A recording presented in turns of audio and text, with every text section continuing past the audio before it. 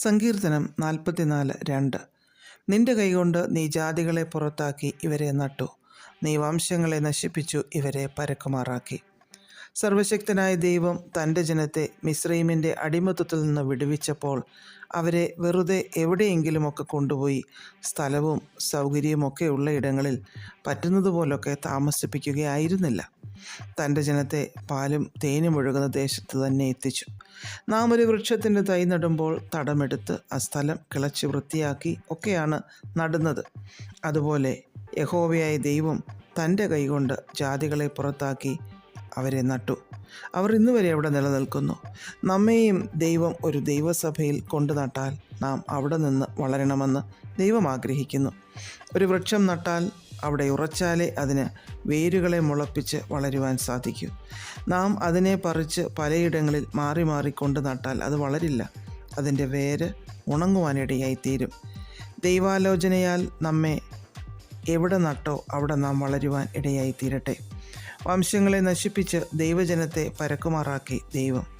ജാതീയമായുള്ള വിശ്വാസങ്ങളും വിഗ്രഹസേവയുമൊക്കെ ഉള്ളവരെ മാറ്റി ഏക സത്യ ദൈവത്തെ ആരാധിക്കുന്നവരെ ദൈവം പരക്കുമാറാക്കി. വളർച്ചയും ഉയർച്ചയുമൊക്കെ നമുക്ക് ലഭിക്കുന്നത് ദൈവത്താലാണ്. ഞാൻ എൻ്റെ കഴിവുകൊണ്ട് നേടി എന്ന് നമുക്ക് ഒന്നിനെപ്പറ്റിയും പറയുവാൻ യോഗ്യതയില്ല. ദൈവസഭയുടെ വളർച്ചയാണെങ്കിലും ഭൗതിക നന്മകൾ ആണെങ്കിലും വളരുമാറാക്കുന്നത് ദൈവമാണ്. ദൈവം അന്ന് അബ്രഹാമിനെ അനുഗ്രഹിച്ച അനുഗ്രഹം ഇന്നും ദൈവജനം അനുഭവിക്കുന്നു. 1 കൊരിന്ത്യർ 3:6-7 വാക്യങ്ങളിൽ ഞാൻ നട്ടു, അപ്പൊല്ലോസ് നനച്ചു, ദൈവമത്രേ വളരുമാറാക്കിയത്. ആകയാൽ വളരുമാറാക്കുന്ന ദൈവമല്ലാതെ നടുന്നവനും നനയ്ക്കുന്നവനും ഏതുമില്ല എന്ന് നാം വായിക്കുന്നു. ആത്മാക്കളെ നേടുന്നതിലോ ദൈവസഭയുടെ വളർച്ചയിലോ ഒക്കെ നാം കഠിനമായി അധ്വാനിക്കുന്നുണ്ടാവാം.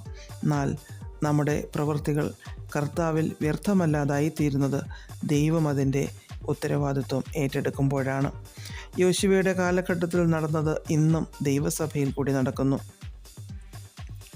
ജാതീയ ശക്തികളെ നശിപ്പിച്ച് ദേശാധിപതി ശക്തികളെ നിർവീര്യമാക്കി ഇന്നും ദൈവം തൻ്റെ ദാസന്മാരിൽ കൂടി ആത്മാക്കളെ വിടുവിക്കുകയും വളർത്തുകയും ഫലം കായ്ക്കുമാറാക്കുകയും ചെയ്യുന്നു.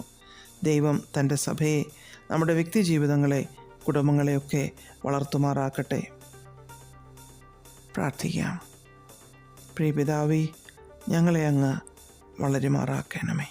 യേശുക്രിസ്തുവിൻ്റെ നാമത്തിൽ ആമേൻ. God bless us all.